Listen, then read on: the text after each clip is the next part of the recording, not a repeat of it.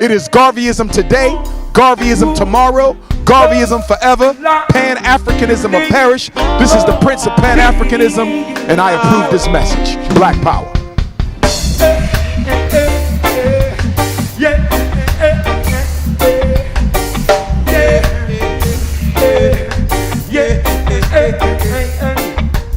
Love the life you live, lead the life you love. Love the life you live, lead the life you love. World is in trouble. I'ma get the action, shut up, yes, up and girl, goodness and mercy, drip around the minds of the people. Lamentation, Jah, deliver right lamentation, Jah. Oh, deliver right lamentation, Jah. Send us some goodness and mercy.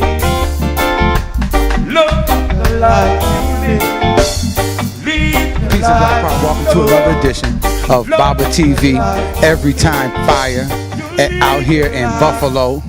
And it's my absolute privilege and honor to be in the company of this mighty icon right here, this son of Dr. Amos Wilson, nephew of Dr. Khalid Abdul Muhammad, and all of the great ancestors who have walked in the great line of divine.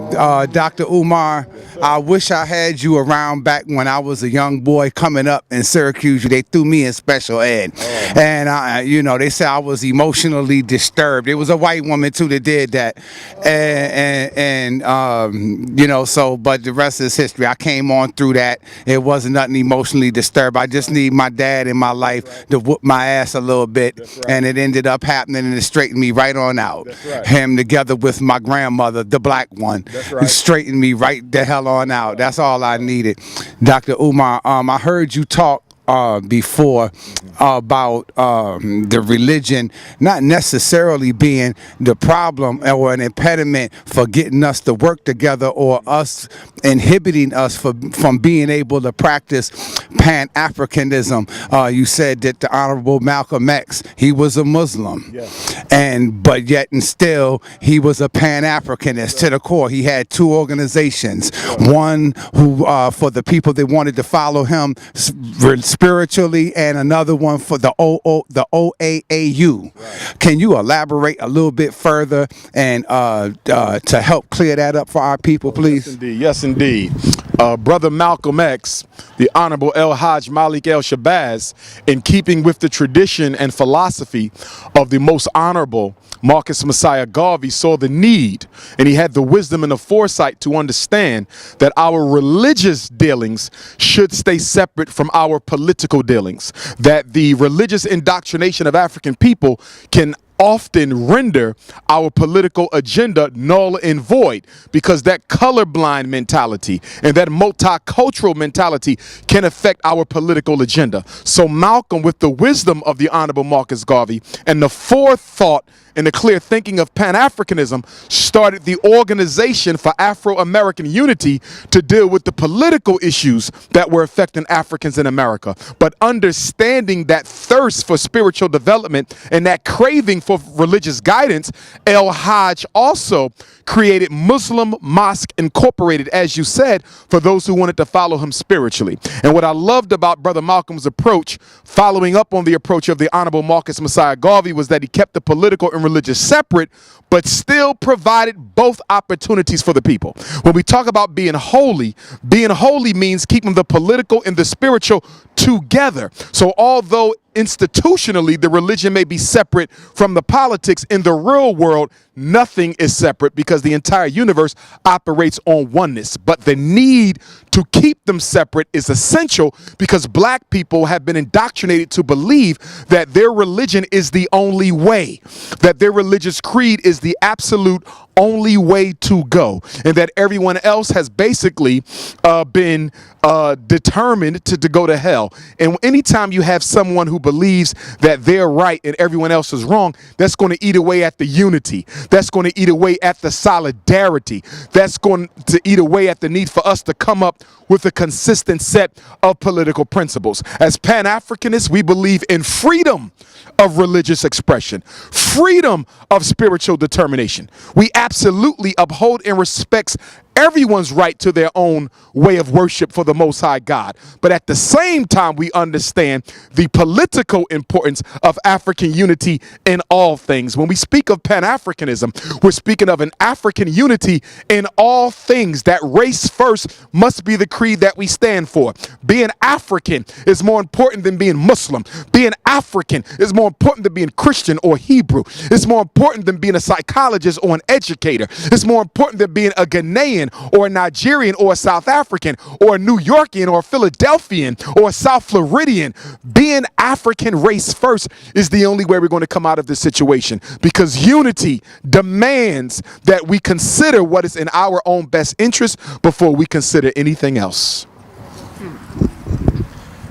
Doctor, I heard you, it was, I think, about a year ago, purely from a psychological standpoint, and you were going in saying, I'm paraphrasing now, about the YouTube and this, the addiction that it causes. You know, sometimes some of us, I really think, because we may have been improperly nurtured by our parents, and the accolades and from YouTube, the addiction that causes. Can you elaborate a little bit on that? The human brain is a very complex organism, and there are certain areas within the brain where we experience most of our pleasures, our joys, and our stimulations. And there's research that has been done, conclusive research, that proves the same areas of the brain that are stimulated during crack cocaine usage are stimulated during video game play. And according to the researchers, the stimulation cannot be distinguished one from the other. In other words, if you're looking at a human brain stimulated and addicted to video game play, it looks identical to a human brain that is stimulated during addiction to crack cocaine. And when we look at YouTube, the same centers of the brain that are stimulated during crack cocaine use and the same centers of the brain that are stimulated during extreme video game use are the same centers of the brain that are stimulated during social network enjoyment.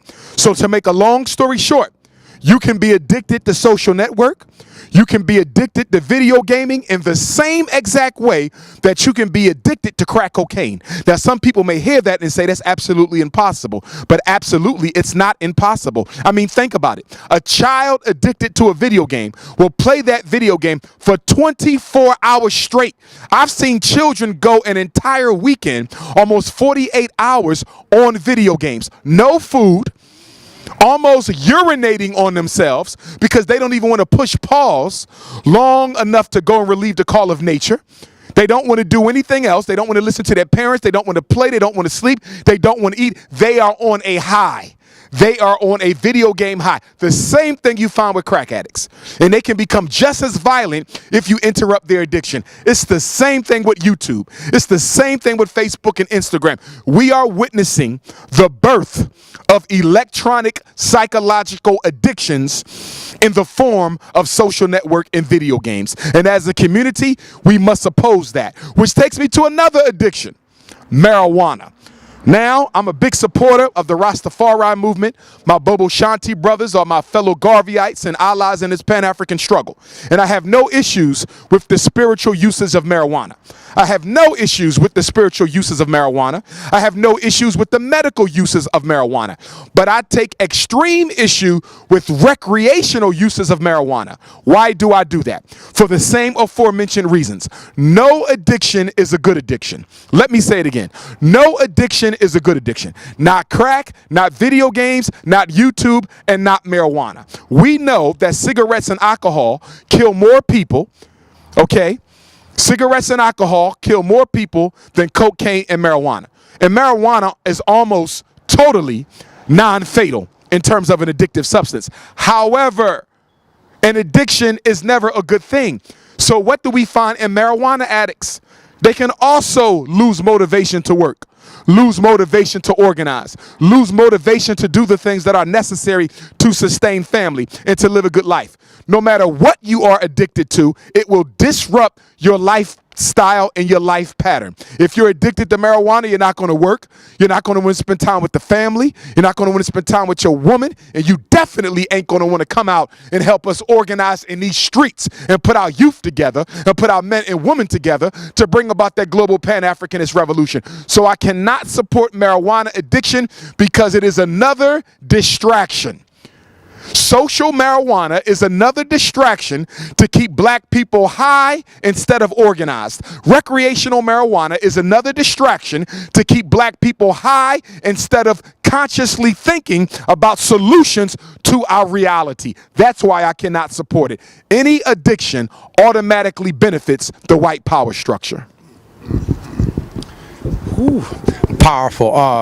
And you mentioned on the last note, Dr. Umar, take us home with this now. Take us home. I have no more questions. You mentioned the Rastafari movement, which is very near and dear to my heart. You know, we learn from so many of the great teachers, the Honorable Elijah Muhammad, Francis Creswells, and Anthony Browder, Tony Martin. I learned from all of them, and I couldn't learn from them sticking to one stream of thought. I couldn't have all of them wrapped up inside of me, all of their teachings, if I was tribalized or just, looking at just the brother as being the one, the leader.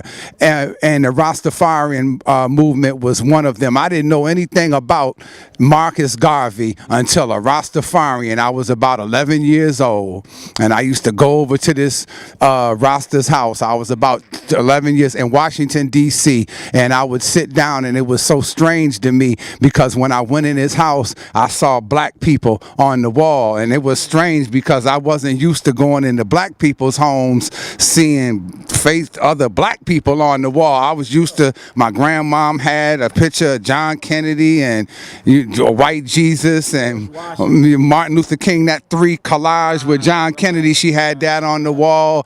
And talk to me about the Rastas and them being, because I heard you say that they were Pan-Africanists to the core, and that many of us wouldn't know about Marcus Garvey. And when you said that, it hit me, because I had to think, and I was like, you know what? The first one who taught me about that was a Rasta. Yes, sir. Yes, sir.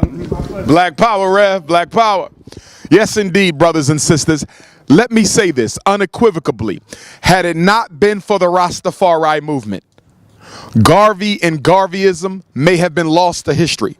It was the formation and the creation and the manifestation of Rastafari philosophy, thought, and spirituality and theosophy that led to the rebirth of the serious study and investigation into the life and works of the most honorable Marcus Messiah Garvey, the provisional president of Africa. So I have to shout out the Bobo Shanti Rastafari. I have to shout out the 12 Tribes Rastafari. Okay, I have to shout out the Ethiopian World Federation Rastafari and all the houses of Rastafari, not to leave any of them out. Much respect to all the Rasta, but of course, Dr. Umar Johnson, Naya Bingi Rasta as well. But of course, Dr. Umar Johnson is most closely affiliated with the Bobo Shanti Rastafari because they have elevated the most honorable Marcus Messiah Garvey to the level of a deity. In Bobo Shanti Rastafari Trinity, the honorable Marcus Garvey is in a trinity along with His Majesty Emperor Haile Selassie I, and of course King Emmanuel Charles Edwards, the founder of the Bobo Shanti Rastafari House. So I have to thank Rastafari for not only reawakening the Pan-African world to Garveyism, but turning Garveyism into a serious spiritual movement.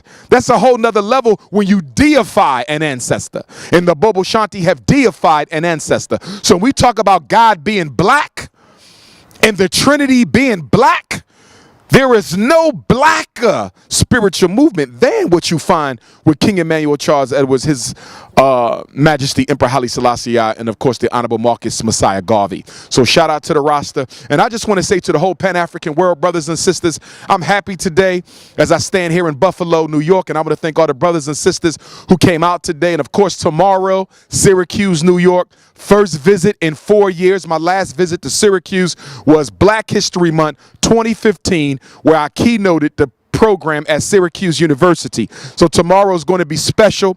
A shout out to Brother Ross and Twiggy. They're the first to bring me to Syracuse, and I'm just looking forward to uniting with them brothers and sisters. But I do want to say, now that we have the Frederick Douglass Marcus Garvey Academy, I'm looking for that to be a mecca for the entire black consciousness world.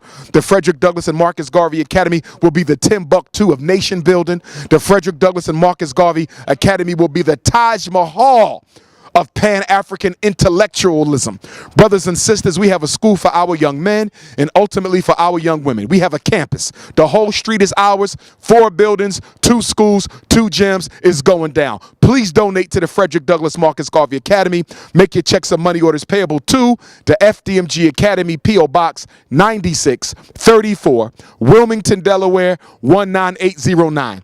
In addition to the school, we will have the Black Women's Conference, the Black Men's Conference, the Black Journalists Conference, Black Economics Conference, the Midwifery Conference. We're going to put a community gym on the campus. We're going to have a state-of-the-art recording studio. We're going to have a state-of-the-art performing arts studio. It's going to be powerful. Meditation, Lamaze, how to eat to live classes is going to be powerful, brothers and sisters. I can't even describe it. If anybody's interested in getting down, send your resume to the fdmgresumes@gmail.com.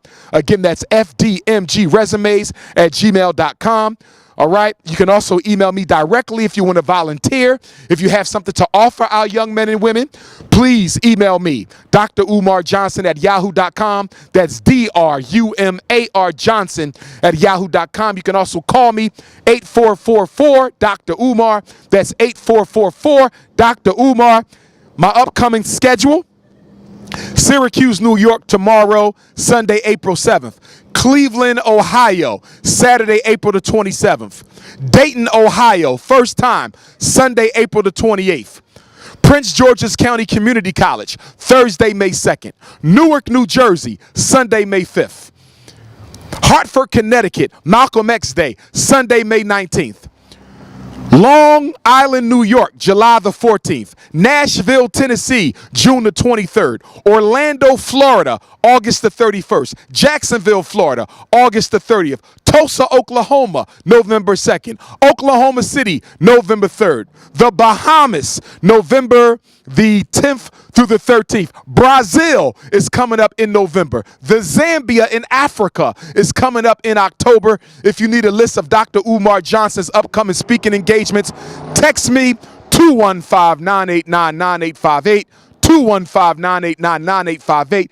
Get your tickets, drumarjohnson.com. Thank you to all my donors from New York State and around the world. Thank you from the bottom of my heart for helping me raise this money to buy this school. And now we have to raise $1 million to restore the school so we can open the school for the first time, August the 21st, 2020, which is the 100-year centennial of the birth of the red, black, and green flag. It is Garveyism today, Garveyism tomorrow, Garveyism forever.